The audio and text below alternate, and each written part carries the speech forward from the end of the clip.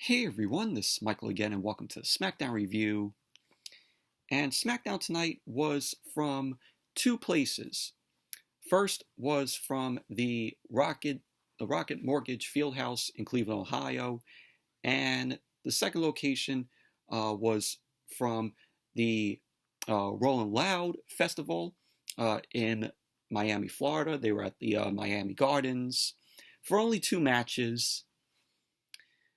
But SmackDown as a whole tonight, it was just a very forgettable show, in my opinion. It was very meh, in my opinion. But tonight, we saw Finn Balor versus Sami Zayn. We saw Angelo Dawkins versus Chad Gable. Once again, Bianca Belair versus Carmella for the SmackDown Women's Championship, which we saw last week. So I don't know why they had to do another rematch. And in the main event, we saw Jimmy Uso versus Dominik Mysterio. But overall, SmackDown was a forgettable show tonight, like I said. Just a very meh show. But let's jump right into the review. So SmackDown opened up tonight with John Cena. John Cena ended up making his way out. Got a huge ovation from the Cleveland crowd. He got in the ring, and he was on the mic, and he ended up saying the crowd is amped up, and that he understands because it's been a hell of a week. Cena once said that he was excited over Money in the Bank, that he had to visit Monday Night Raw this week. So he ended up joking about the Peacemaker, which he's going to be playing in the Suicide Squad, and a upcoming series, which is going to be on HBO Max, based on the character. Looking forward to the Suicide Squad next month. And Cena also went on and mentioned how he lost to The Fiend Bray Wyatt last year at WrestleMania in that Firefly Funhouse match, which technically wasn't a match. So Cena then mentioned how he's here to chin check a lifeless ego maniac, which he is referring to the Universal Champion, Roman Reigns. Cena ended up saying, yes, he came back to challenge Roman at SummerSlam. So Cena ended up saying that someone needs to protect WWE, because SmackDown with Roman as champion absolutely sucks. Well, I have to disagree with Cena there. I think Reigns on SmackDown as a champion, he's the only good thing on SmackDown. And Cena ended up saying that he knows there are hundreds of Roman fans out there, which some people in the crowd booed. So Cena ended up going on, he ended up saying that the fans deserve to be heard, and that there's no more Thunderdome and no more LED screens.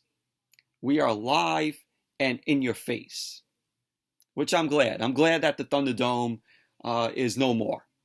And we have to see any of those people on LED screens anymore. So Cena ended up saying that SummerSlam isn't just a match for a title. It's a chance for all of us to stand up for what we believe in.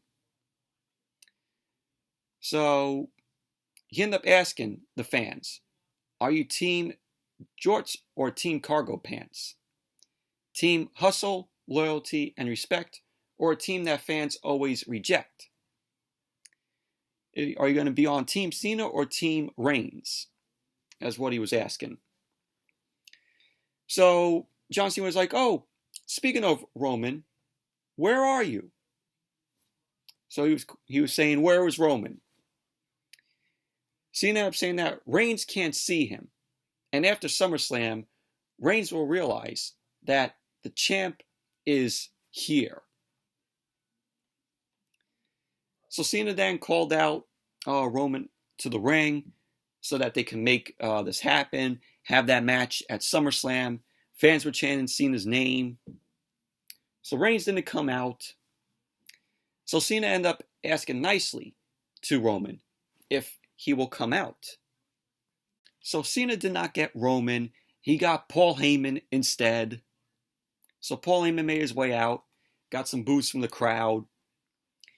Paul Heyman ended up mentioning how REIGNS can see John Cena, but can't hear him because Cena simply isn't worth REIGNS' time to listen to.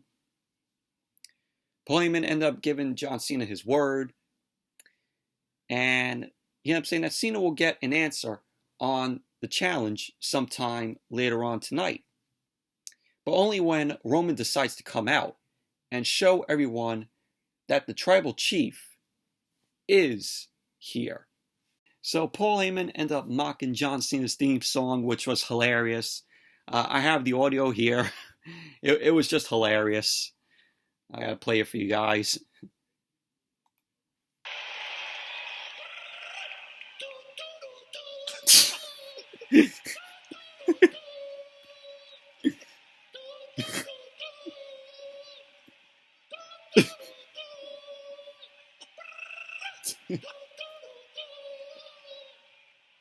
And he goes backstage. And John Cena has a look on his face like... It was hilarious. You gotta love Paul Heyman for that. So that was how the segment ended, but it was a decent segment here. Loved Paul Heyman mocking Cena's theme song. It was absolutely hilarious.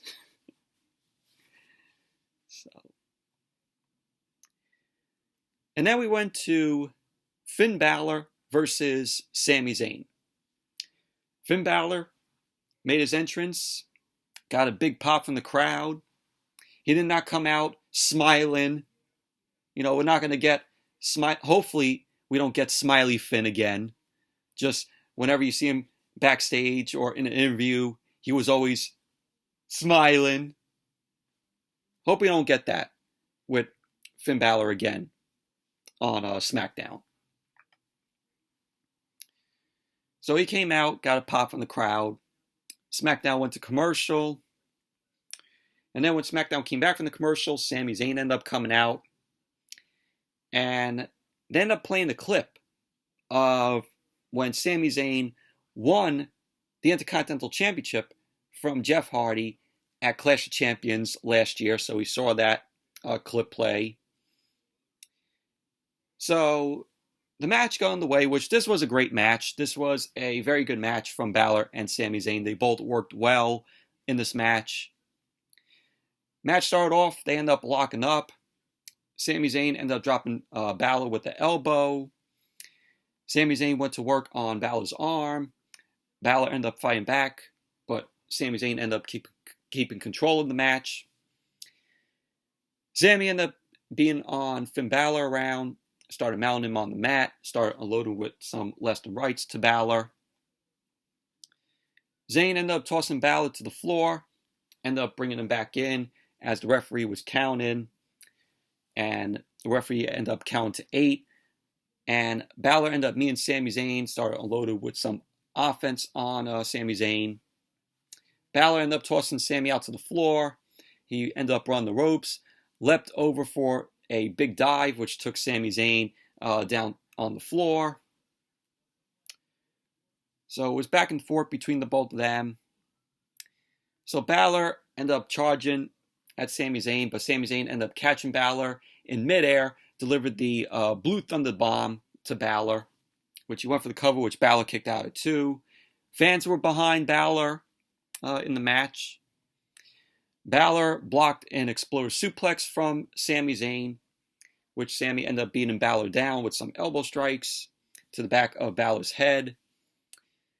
So Balor ended up turning around, and he ended up nailing a double stomp to Sami Zayn.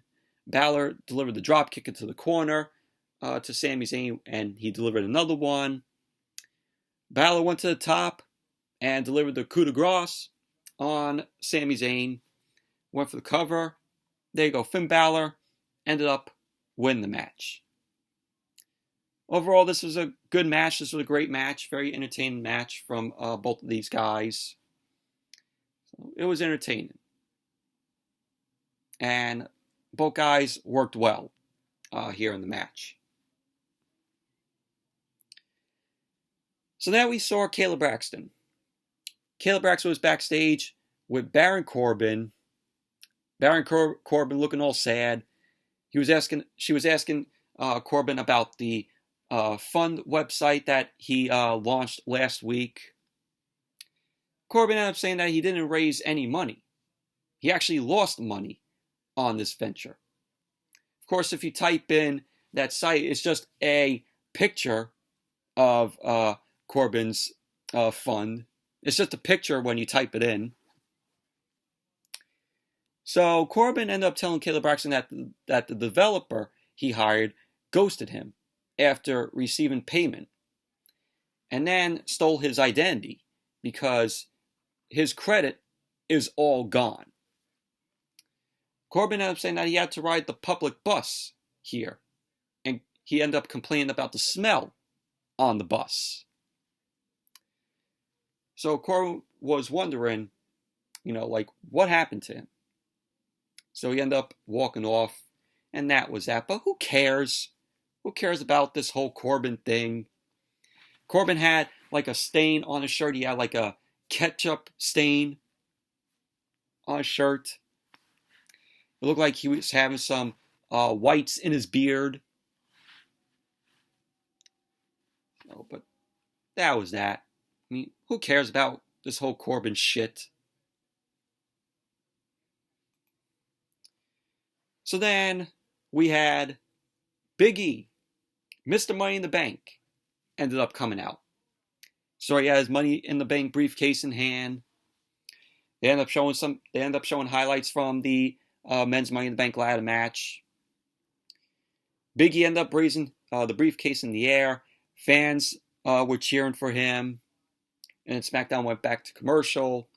Then when SmackDown came back from the commercial, we had Big E. He had a mic in hand. He went to go and speak, but he got a "You deserve" chant from the crowd. So Big E ended up talking about how Sunday was a night that he will never forget. Which then he got interrupted by the Intercontinental Champion, Apollo Crews. Came out along, of course, with Commander Aziz.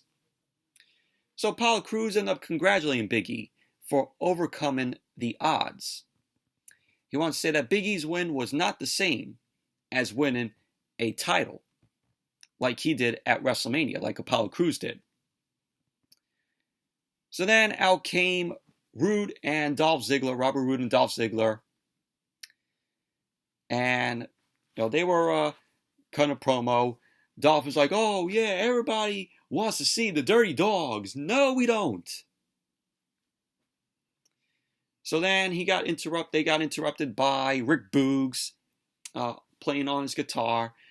Nakamura ended up coming out. And then Cesaro came out.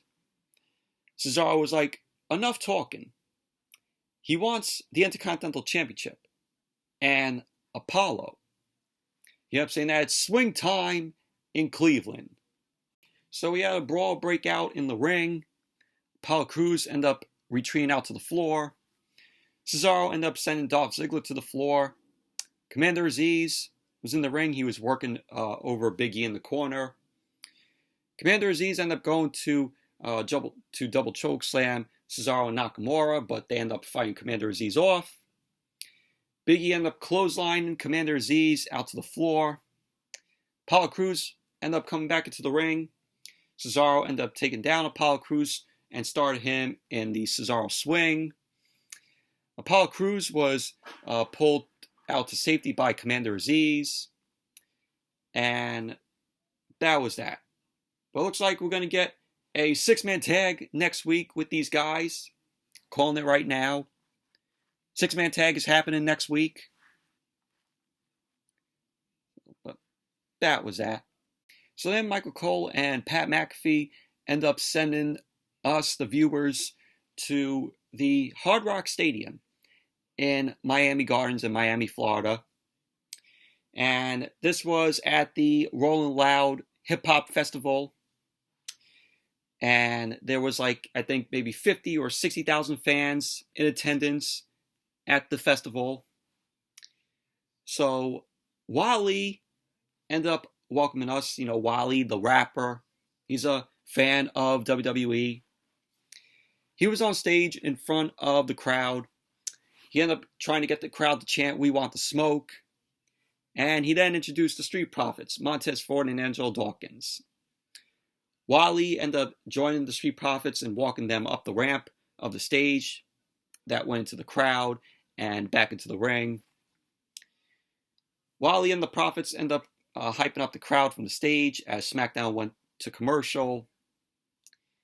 Then when SmackDown came back from the commercial, Chad Gable was there along with Otis. And the match ended up starring Angelo Dawkins versus Chad Gable. Just a very meh match, in my opinion. And I gotta say this.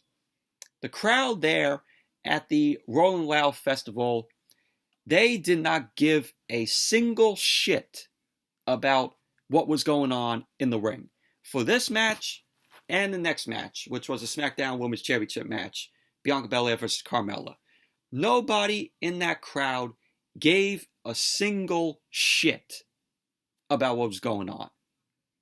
WWE had some piped in crowd noises, which that was stupid on their part, because when they added in the piped in crowd noises, nobody was reacting to what was going on.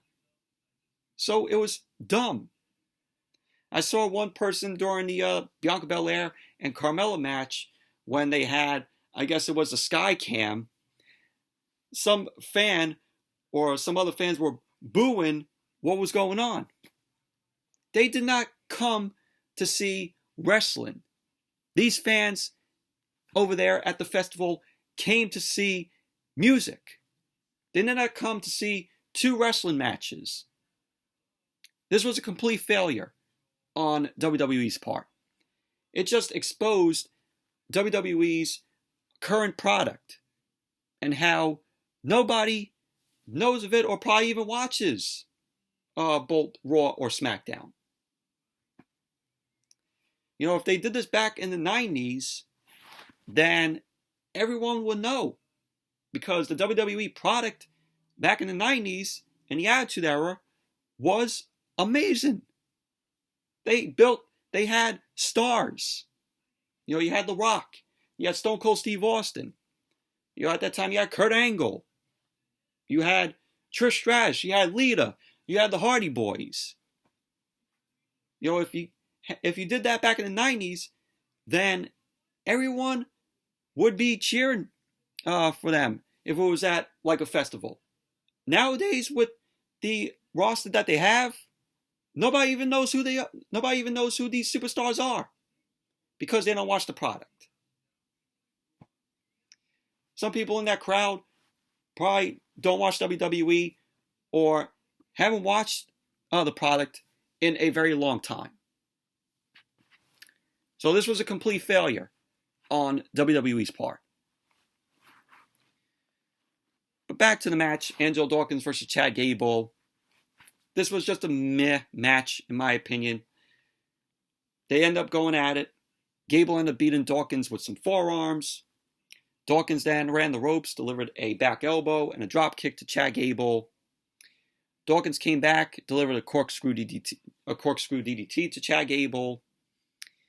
Gable ended up countering with a shot to Dawkins' throat. He ended up taking Dawkins to the corner, started working him over.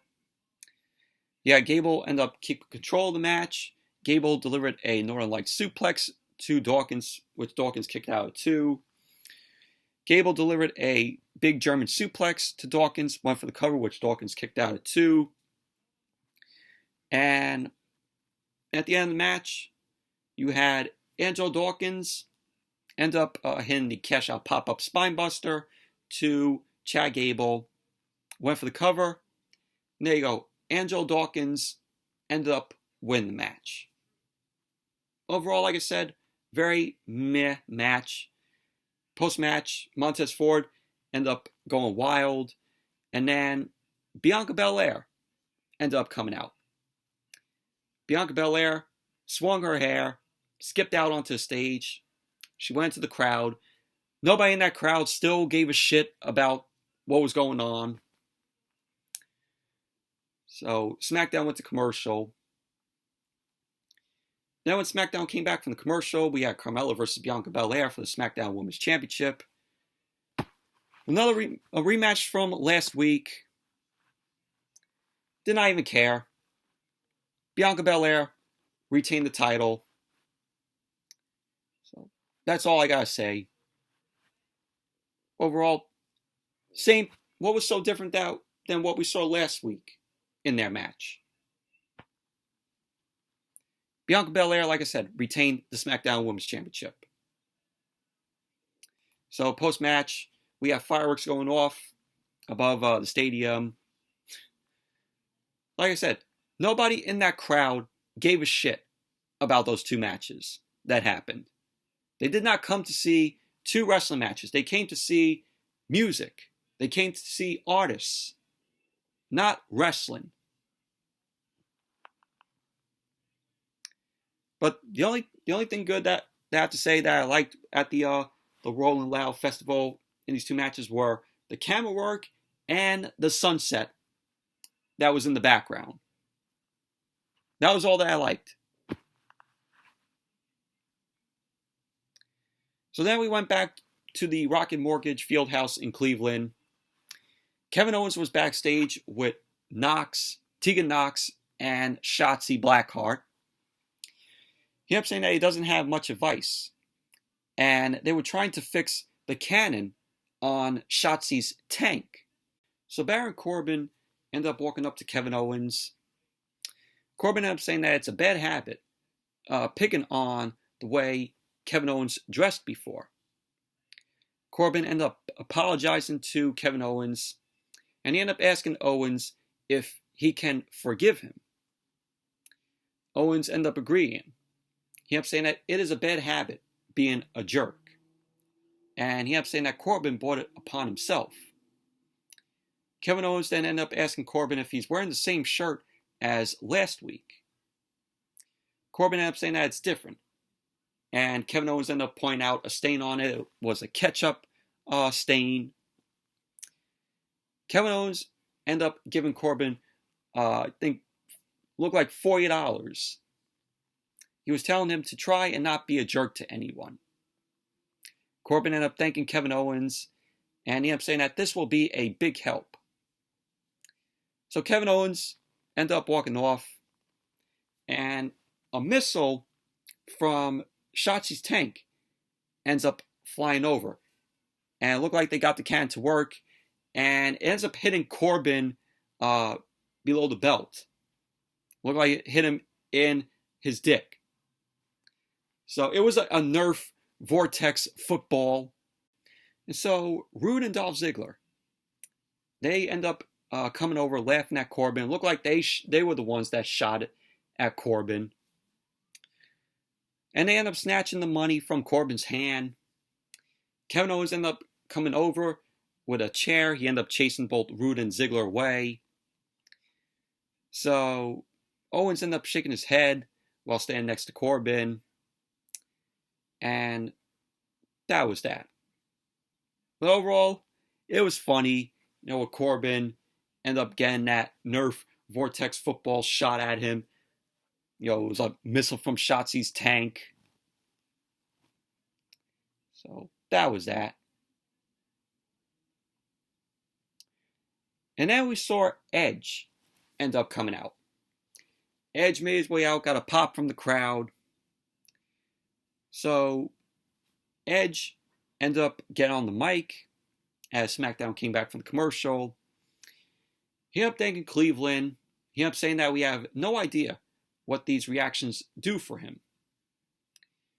So he ended up going on about his history and how hard he's fought to get all this back.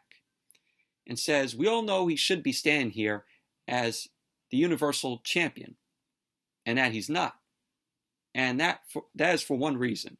That one reason is Seth Rollins. Edge ended up saying that he thought he had his bases covered. He even had the Mysterios to help fight off the Usos. So Edge ended up saying that Rollins didn't pull the trigger in 2014 when he had the chance because he didn't think he would be back. He didn't think Edge would be back. But Edge ended up saying that he is, and that he's in Rollins' way. Edge ended up saying that Rollins has no idea of the Pandora's box of violence and mental pain he has opened. Edge wants to say that he's learned from the most evil minds in this business. He was in the Brood, and he was also in the Ministry of Darkness. He ended up saying that Rollins has no idea of the depths Edge will sink to get the job done, and that he's going to find out. So then out came Seth Rollins. Seth Rollins' theme music, I gotta mention, is fucking awful. It's absolutely terrible. So Rollins ended up asking if someone said his name. So of course he asked the ah. So he ended up laughing at Edge in the ring. He was talking about the man he used to be. So Edge ended up telling Rollins to shut up. He ended up calling Rollins an embarrassment, saying that he's embarrassing himself. Edge ended up calling Rollins to the ring so they can talk this out man to man. He ended up saying that he won't put a hand on Rollins. So Rollins was heading to the ring. Rollins ended up saying that Edge isn't stupid enough to put a hand on him, knowing what he's capable of. So Rollins ended up saying, "Oh, I hate this city. I hate Cleveland."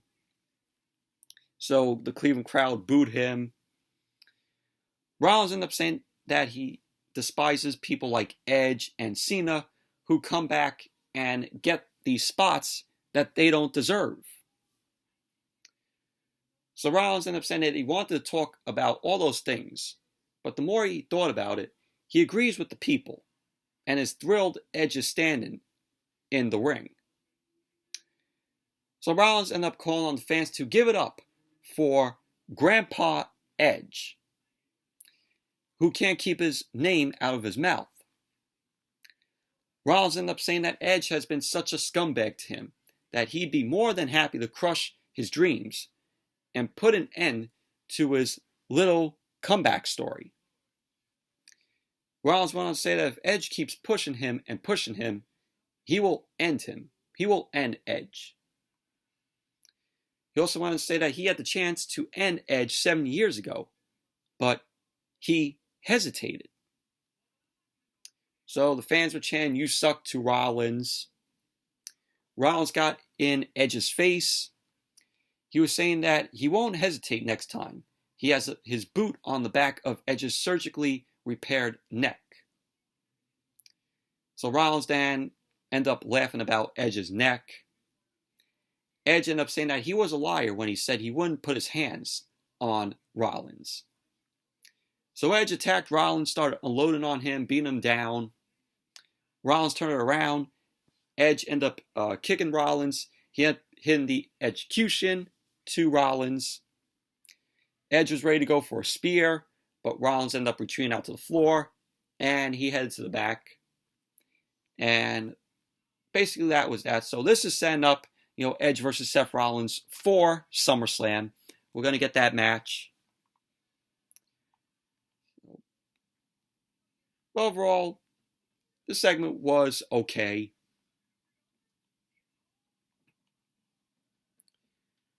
And then we had Toni Storm versus Zelina Vega. Toni Storm debuting on SmackDown tonight. She's the new call-up from NXT. She was supposed to originally debut last week, but unfortunately that didn't happen, so they saved her debut another week, which was tonight. And Toni Storm, when she was in NXT, the last we saw her, she was a heel. Now she's brought up to the main roster. She is now a babyface. Zelina Vega came out to no entrance, so she got the jobber entrance. So this was just a quick match here. Toni Storm and Zelina Vega end up locking up. Zelina Vega ended up kicking Toni Storm. She ended up catching the boot that was delivered by Toni Storm. Toni Storm ended up leveling Zelina Vega with a kick and nailed a running clothesline, sending Zelina Vega out to the floor. Toni Storm ended up following up on Zelina Vega, but Vega ended up sending Toni Storm face first into the announce table, which Zelina Vega then brought Toni Storm back into the ring, started stomping away on her in the corner. So Zelina Vega ended up delivering a kick and a running knee to Toni Storm's face, went for the cover, which Toni Storm kicked out at 2. So at the end of the match, Toni Storm ended up dropping Zelina Vega with the Storm 1, which I don't know why they renamed Toni Storm's finisher. It was called the Storm 0. I don't understand why, because WWE loves to change stuff. You know, they changed Tegan Knox's name just to Knox and Shotzi Blackheart's to Shotzi. Don't fix anything that's not broken. If it's not broke, don't fix it. I don't understand why they got to change everything for no reason. So now Toni Storm's finisher is now called the Storm 1. What was so wrong about the name Storm 0? So Toni Storm ended up dropping Zelina Vega with the Storm 1, went for the cover. There you go. Toni Storm ended up winning the match, win her debut match on SmackDown. Overall, quick match. But Zelina Vega, she should just go to catering. I'm like, she's probably regretting coming back to WWE. And she came back, she lost to Liv Morgan, and now lost to Toni Storm tonight. She's probably regretting coming back to WWE. She should have went to AEW with her husband, Malachi Black. She would have been great there, managing her husband. And she just came back to WWE just for the money. Sellout. So then we had the main event. Jimmy Uso versus Dominik Mysterio. Forgot to mention, last week was the first time that Dominik competed in front of live fans. So it was probably good for him. But this was an okay match. The match started off with Dominik end up attacking on Jimmy Uso. Jimmy ended up fighting back. He ended up dropping Dominik. Dominik ended up delivering a hip toss and drop kick to Jimmy. Jimmy then turned it around, dropped Dominik over the top rope, and then kicked him in the face. Jimmy then ended up sending Dominik into the corner. And we had Jimmy end up going for the cover, which Dominik kicked out at 2. Jimmy was working on Dominik while he was down.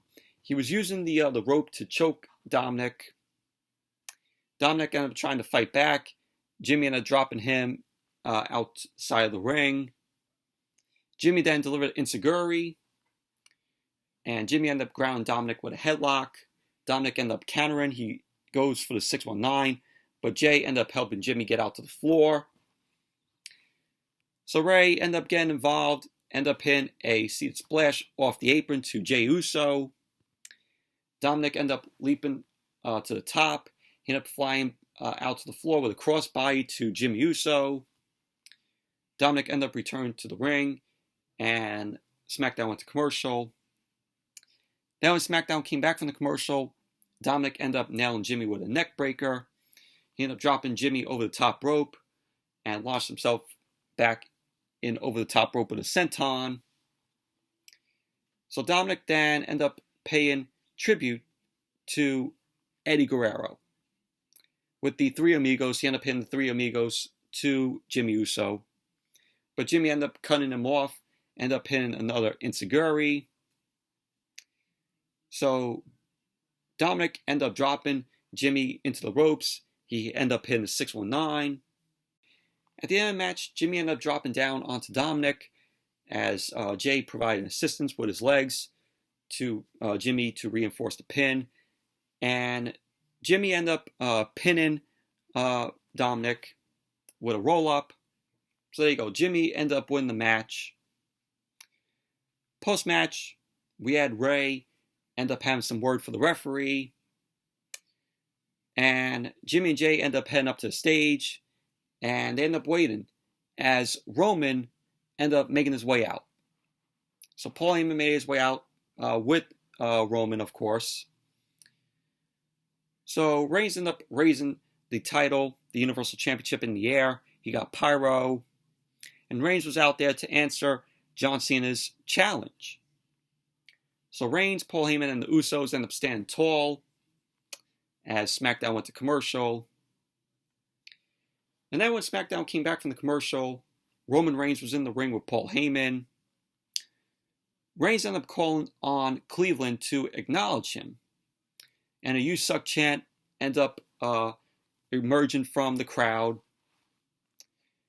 Reigns ended up telling the people at home to acknowledge him. Now you might as well, because everyone else, including John Cena, is acknowledging him. So Reigns ended up saying that Cena acknowledged him at Money in the Bank and on Monday Night Raw and also tonight. Reigns ended up saying that he wanted to acknowledge Cena. He really did. But Hollywood fooled him, and that they put a whole new paint job on Cena. Reigns ended up saying that he thought we'd get something new from Cena. But John Cena came out and put on a nostalgic act. He ended up saying that, it's the same act that John Cena always does. He has the same music, the same outfit, the same entrance, the same run to the ring, the same promo, the same insults, everything. Reigns ended up saying that if he wanted that, all he had to do was search online for 2005 John Cena. He ended up saying that it was the same thing over and over every single night. Reigns ended up saying that he's not interested in that, and that he doesn't get motivated or inspired by that. So Reigns ended up saying that Cena is right. He can't see him and doesn't want to see him. He doesn't want to see Cena, and that he doesn't need to see Cena.